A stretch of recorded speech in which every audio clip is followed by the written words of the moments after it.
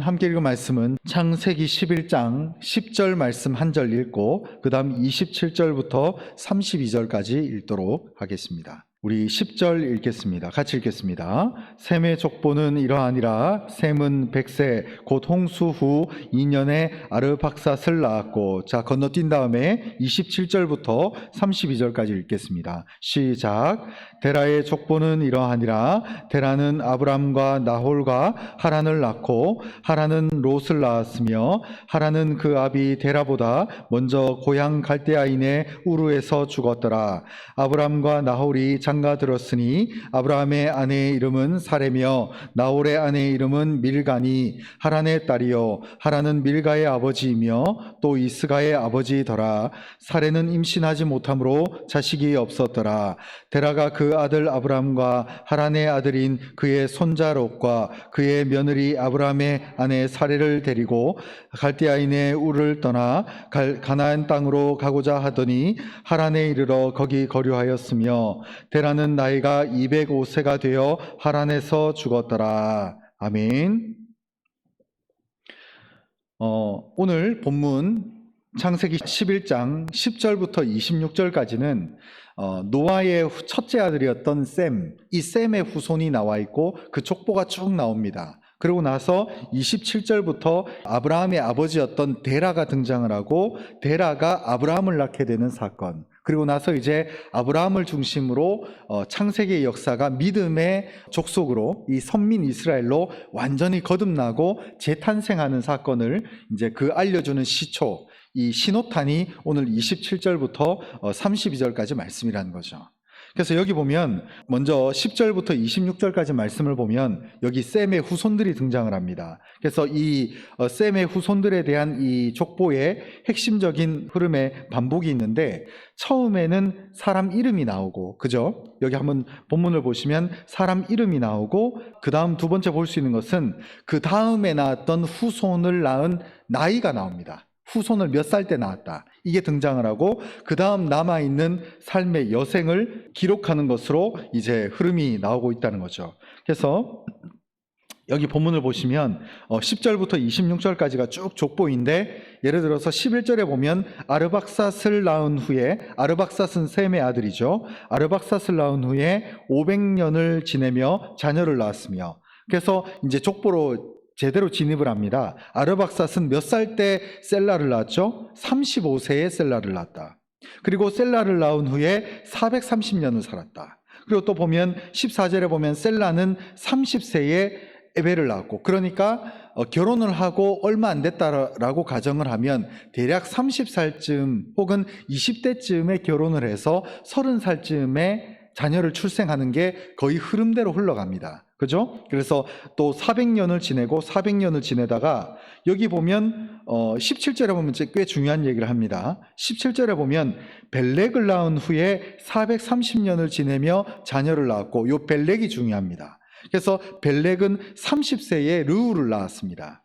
그런데 르우를 낳고 재밌는 일이 벌어지는데 어떻게 되느냐? 29절에 보면 르우를 낳은 후에 209년을 지내며, 갑자기 400년을 그나마 살다가 200년으로 절반이 날아가 버려요. 그러니까 여러분 한번 보십시오.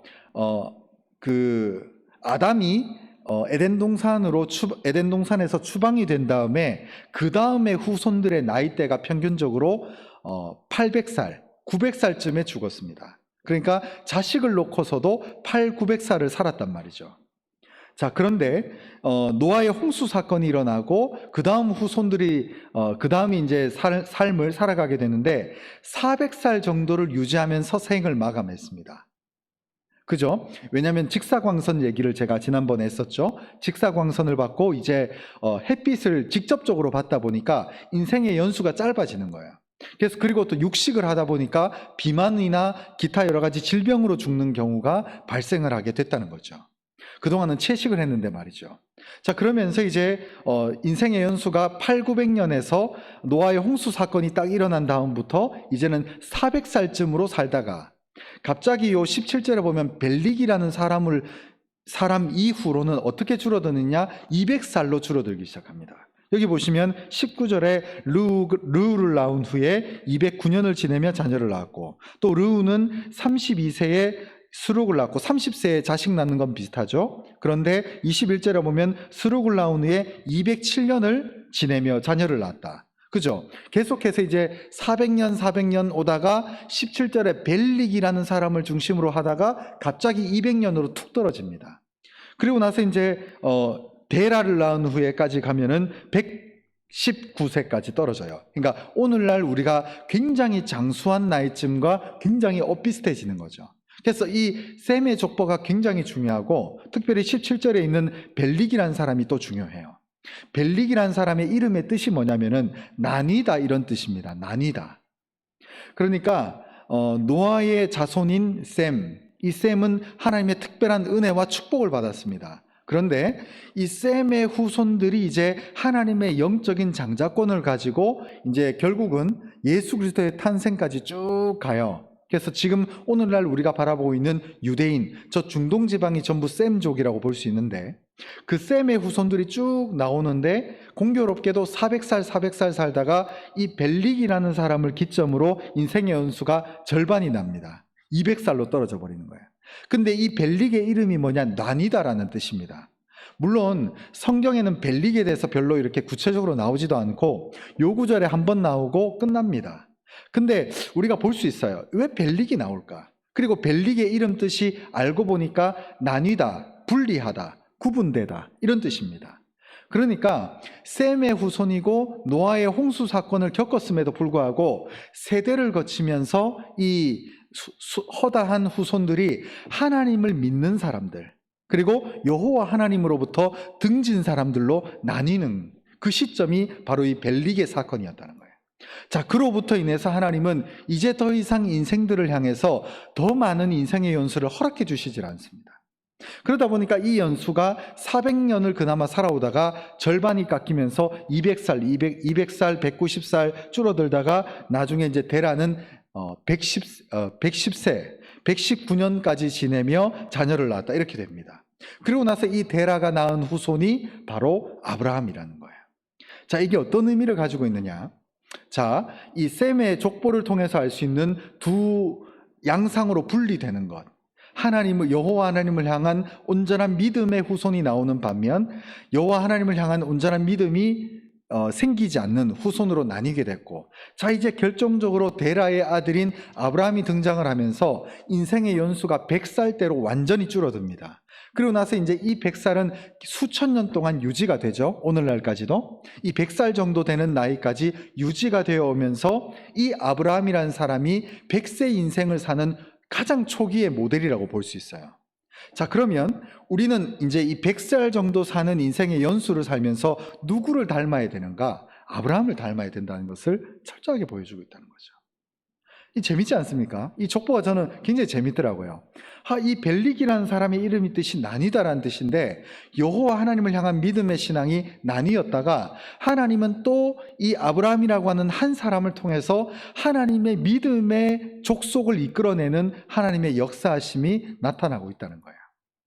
그래서 여기 보면 재밌는 것이, 또 여기 보면 대부분 400년을 살 때에도 그 다음 후손은 몇 살쯤에 나왔습니까? 30살쯤에 나왔죠. 한번 보십시오. 30세, 14절에 보면 30세에 에벨을 낳고, 16절에 보면 34세에 벨렉을 낳고, 30세에 르우를 낳고, 또 뛰어서 32세에 수록을 낳고, 30살쯤에 대부분 후손을 낳습니다. 근데 재밌는 사실은 아브라함의 아버지인 데라가 아브라함을 몇 살 때 낳았는가? 여기 보면은 26절에 보면 70세에 아브라함을 낳았다. 여러분, 다른 사람들이 다 30살쯤 결혼해서 자식을 낳는데 나만 70세 아들을 낳았어요. 이거 어떤 느낌일까요? 이거 참 약간 이게 사람이 마음이 조급증이 생길 것 같아요. 여러분, 인생의 연수는 점점 줄어듭니다.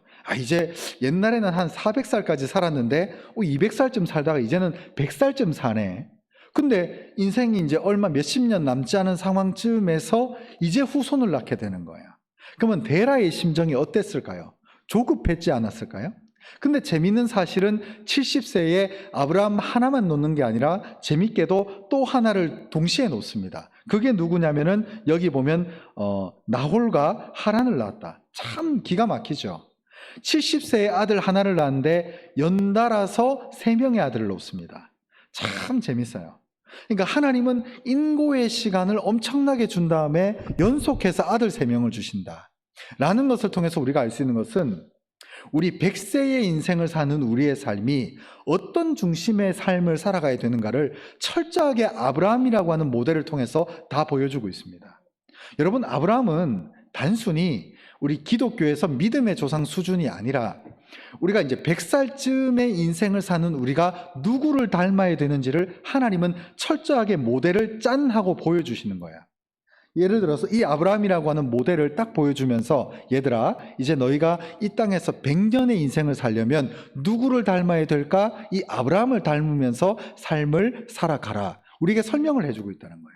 그래서 이 족보와 이 족보 끝에 아브라함이 등장하는 것은 오늘날 이 시대 우리에게 많은 교훈과 메시지를 건네주고 있다는 것입니다. 그래서 또 재밌는 사실은 하나님은 아브라함을 본토 친척 아비집을 떠나게 하죠. 그게 이제 다음 주에 살펴볼 말씀인데, 자, 여기 보면 이제 27절에 보면 아브라함이 등장을 하고 그의 동생 나홀과 하란이 등장을 하게 됩니다. 자, 그러면서 28절에 보면 하란은 데라보다 아들임에도 불구하고 그 28절에 보면 그 아비 데라보다 먼저 고향 갈대아인의 우르에서 죽었더라. 그러니까 이 28절을 통해서 알 수 있는 것은, 자, 100세 인생을 살면서는 우리가 이전에는 볼 수 없었던 사건이에요. 그러니까 자식이 아버지보다 먼저 죽는 일이 창세기 1장부터 오늘 본문 11장까지는 없었다 그 말이에요. 무슨 말씀인지 이해가시죠? 특별한 사건이 없고서는 하나님의 택한 민족들은 자식이 아버지보다 먼저 죽는 일이 없었어요. 근데 오늘 본문 11장 28절에서는 데라의 아들 하란이라고 하는 이 아들이 아버지보다 먼저 죽습니다. 족보상으로. 이 사건을 통해서 우리가 무엇을 알 수 있는가? 100살의 인생을 사는 우리는 철저하게 하나님께 그 시간, 하나님의 인도하심, 정말 아브라함처럼 하나님이 붙드는 대로 우리가 살아가야 된다는 그 전형적인 모델을 우리에게 보여주고 있다는 거예요. 그렇기 때문에 우리는 아브라함을 봐야 되고, 이제부터 100살의 인생을 사는 우리에게 인생의 연수의 길고 짧음은 의미 없다라는 것을 확실하게 보여주고 있다는 거예요. 자, 그러면서 29절에 보면 아브라함과 나홀이 형제인데 각자 장가를 들었습니다. 그래서 아브라함이 그의 아내의 이름이 사레이고 여러 가지 이제 민족에 대한 흐름의 내용이 나오죠. 근데 결정적으로 30절에 보면 사레는 임신하지 못함으로 자식이 없었더라. 어떻게 보면 아버지 데라의 전철을 고스란히 밟습니다.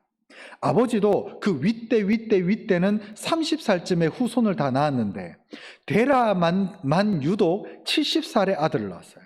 그리고 여러분들이 아시다시피 아브라함이 몇 살 때 이삭을 낳습니까? 무려 100살 때 이삭을 낳습니다.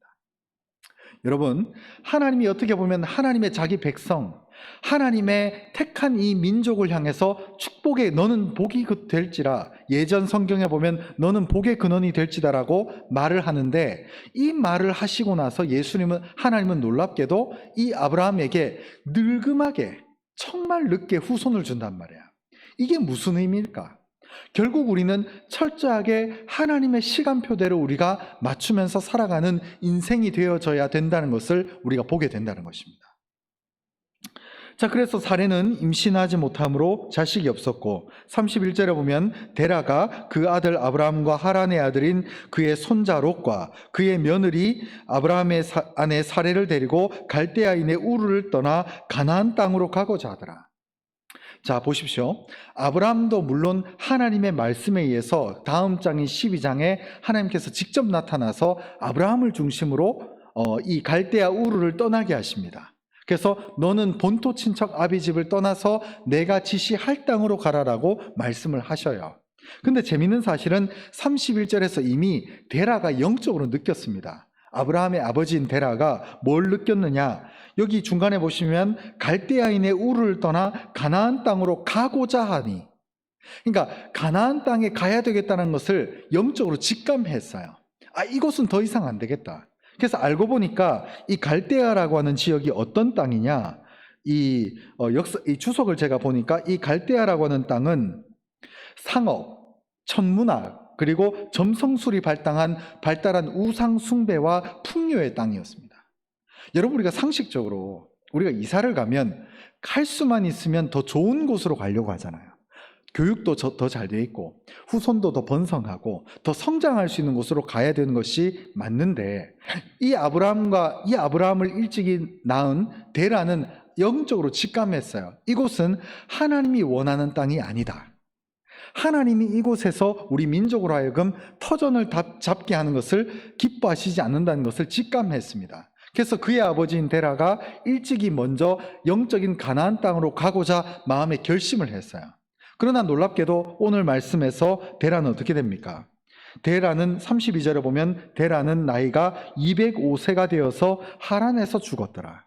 결국 하란이라고 하는 땅에서 죽고 약속의 땅을 밟지 못하게 된다는 거예요.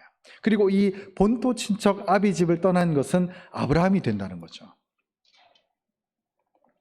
여러분, 우리의 삶 가운데 이 핵심적인 것 중에 하나가 우리가 하나님의 백성으로서 늘 두 가지를 견지해야 됩니다. 첫 번째는 뭐냐? 늦음에 대한 개념이에요. 늦음과 일찍, 일찍과 늦음. 우리는 다른 사람과 비교하는 데 굉장히 익숙합니다. 그도 그럴 것이, 우리 인생이 아브라함 시대쯤 되면은 900살을 사니까 100년 뒤에 자식 낳아도 되지 뭐. 그래도 아직 한 700년 남았잖아요. 그러니까 한 200살쯤 낳아도 되지 뭐. 아직 600살 남았으니까. 그런 식으로 살아가도 됩니다. 근데 오늘날 우리의 연수가 짧아요. 100년도 못 삽니다. 이 100년도 못 사는 인생 가운데 제때 10대는 10대, 20대는 20대, 그 제때 배울 수 있는 교육을 제때 받고 빨리 성장하고 빨리 후손을 보지 않으면은 우리는 어떻게 됩니까? 초급증에 걸려요. 근데 하나님이 인생의 연수를 900살에서 400살, 400살에서 200살, 200살에서 100세대로 줄이면서 첫 번째 인류로 우리에게 제시한 모델이 아브라함인데, 이 아브라함의 특징이 뭐냐? 아브라함의 인생의 특징이 뭐냐? 비교하는 인생을 살지 않았다는 거예요. 비교. 그래서 철저하게 하나님이 인도하시는 대로 그 삶을 살아왔다. 여러분, 우리가 가난하다, 가난하지 않다, 불행하다, 불행하지 않다가 어떤 시점에서 올까요? 그게 절대적 기준일까요? 아니요. 의외로 상대적 기준이 훨씬 많습니다. 대부분 사람들은 비교하니까 무너져요. 내가 저 친구랑 비교해서 지금 내 삶이 이래.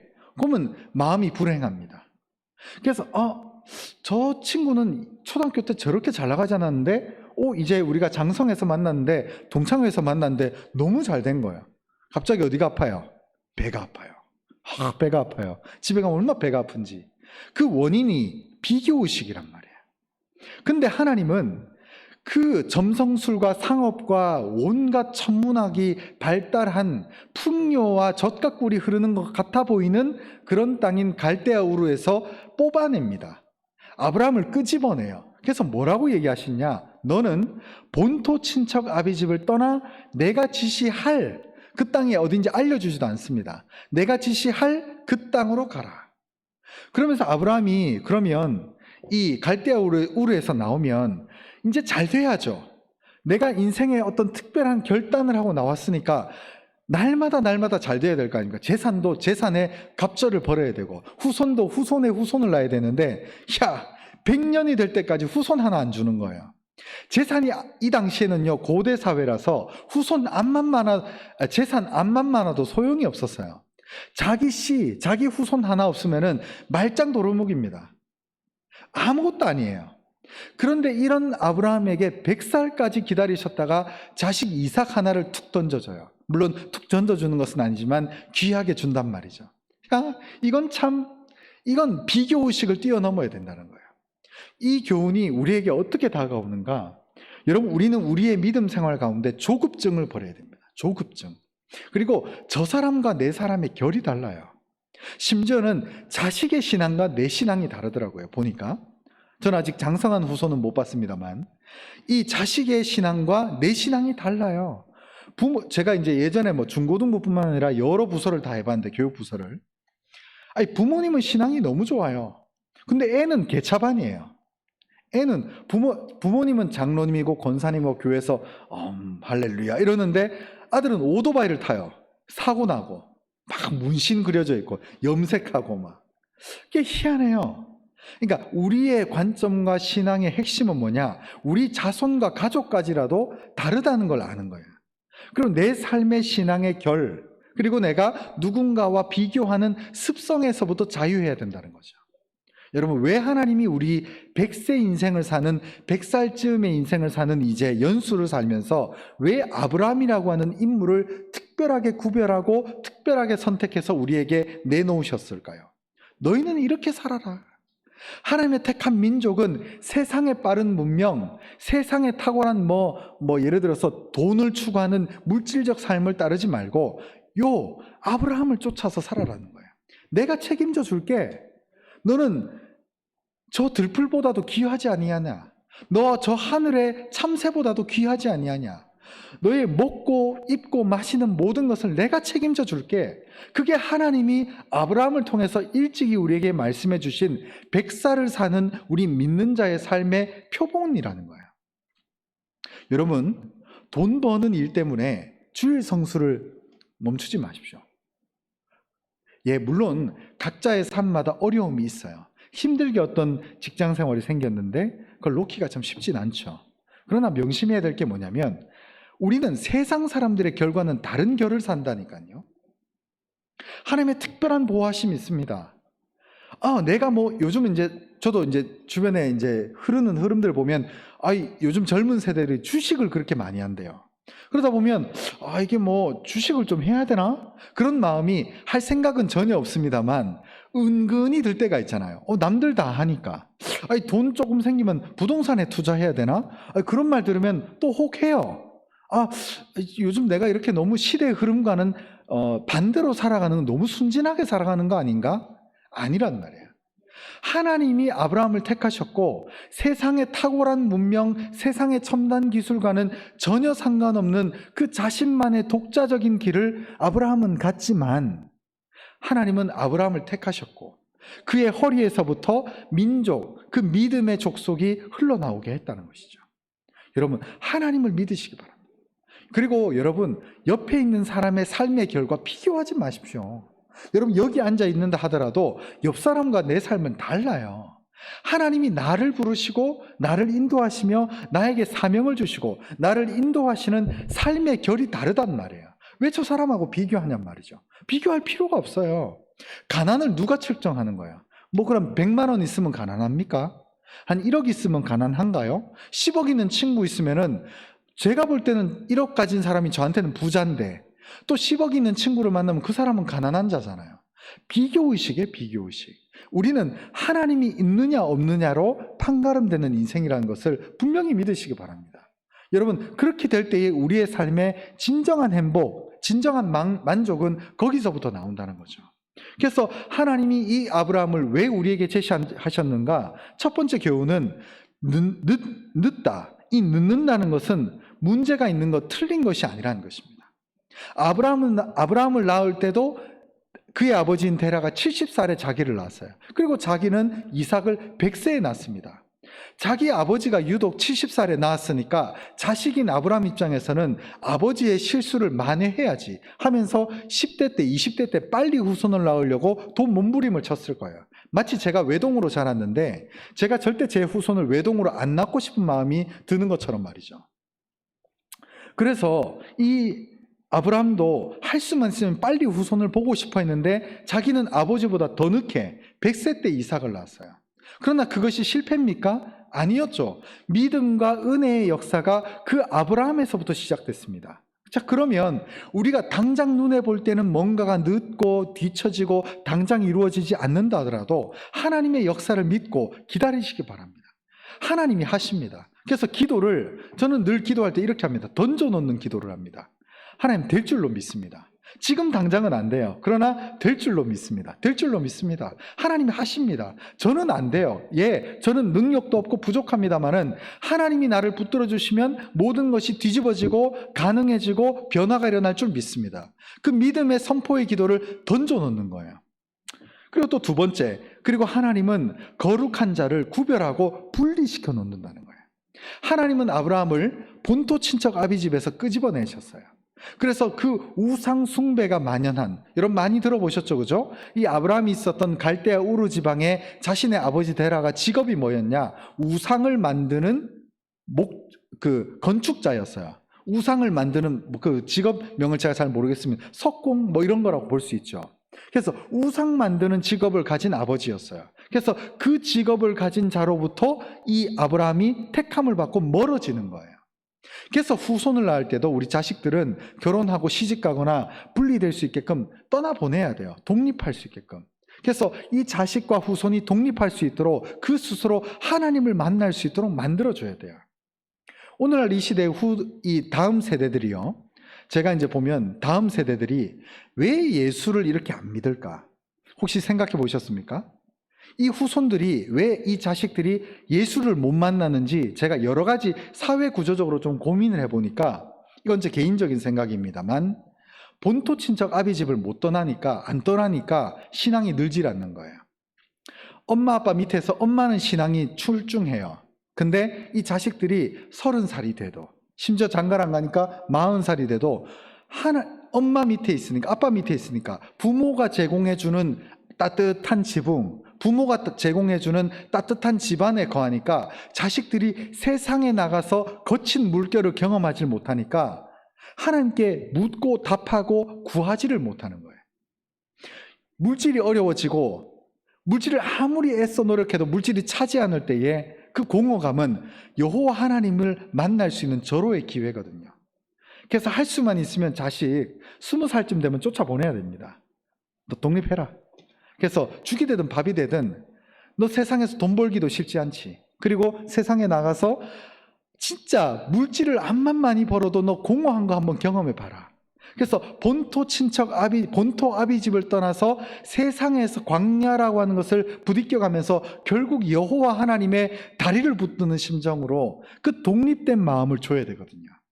그래서 할 수만 있으면, 여기 앉아 계신 분들은 이미 대부분 다 자식들이 독립된 상황인 것을 제가 알고 있습니다만은 그게 필요해요. 그렇게 될 때에 자식이 야성이 살아납니다.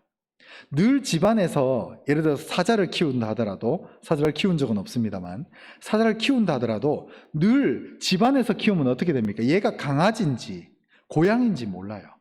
그래서 고양이처럼 따릅니다. 그러나 이 사자를 산에 한번 풀어놨다고 생각을 해보십시오. 요즘은 불법입니다만 사자를 그냥 풀어놨다고 생각해 보시죠. 사자가 야성이 생겨요. 자신의 위치와 내가 어디에 있어야 되는지를 정확하게 안단 말이죠. 실제로 이 아이가 능력이 있어요. 이 아이가 이 세상에서 탁월하게 자랄 수 있는 재주와 능력이 있다 이 말이에요. 그러면 빨리 야성을 경험하게 해주는 것이 이 아이의 세상에서 공존할 수 있는 능력과 실력을 기르고, 또 그러다가 안 되면은 누구보다 하나님을 스스로 찾게 되는 은혜의 역사가 나타나더라고요. 그래서 재밌는 사실은 나이대가 이제 저도 40대인데 아직도 부모 밑에서 독립하지 못한 자손들은, 못한 친구들은 좀 이렇게 뭔가 약해요. 뭔가 여려요. 그리고 하나님을 막 이렇게 뜨겁게 붙드는 친구들을 오히려 못 봅니다. 근데 독립한 친구들 있죠. 자식을 놓고 이제 자식들도 어느 정도 크고 이 자식을 키우는 부분들에 대해서 갈급해하고 힘들어하고 어떻게 살아갈지 막막함을 통해서 이 자녀가 하나님께 나오는 계기가 되더라고요. 그래서 이 아브라함의 사건을 통해서 우리는 하나님은 분리시킨다. 그의 아버지로부터 분리시키고 때가 되면 자식 부모도 놔줘야 되는 거예요. 이런 은혜의 역사가 여기서부터 이루어지게 된다는 거죠. 결론의 말씀을 드리겠습니다. 결론의 말씀은 우리 인생에 늦는다는 것은 없습니다. 늦었다라고 말하지 마십시오. 자식들도 조금 늦어요. 어떤 아이가 발달이라든가 성장이 늦다 하더라도 늦은 게 아닙니다. 하나님이 그 아이를 책임져 주시는 걸 믿고 맡겨야 돼요. 그래서 자녀가 내 마음에 들지 않는다고 해서 계속해서 조급한 마음으로 하게 되면 자녀가 우울증에 빠지고 오히려 반항심만 커지게 되더라고요.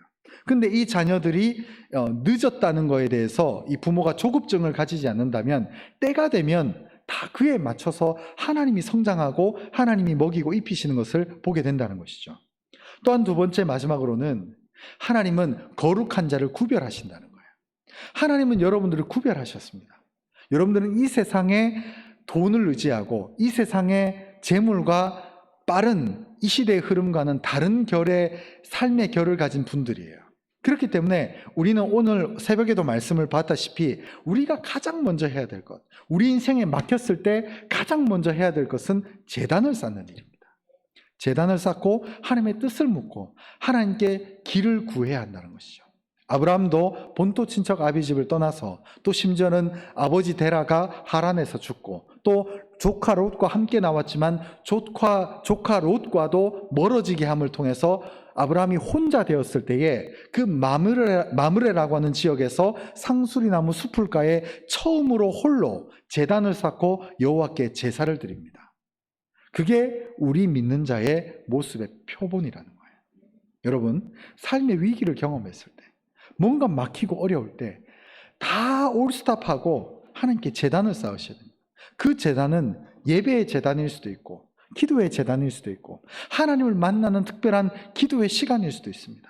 하나님을 찾고 하나님을 구하시고 하나님을 인격적으로 만남을 통해서 지금 당장 이 문제가 해결되지 않는다 하더라도 그 문제 너머에서 우리의 인생을 확실하게 끌고 간다는 하나님의 약속을 믿으면서 살아갈 수 있는 우리 모든 사랑하는 나공교회 성도분들의 삶이 될 수 있었으면 좋겠습니다.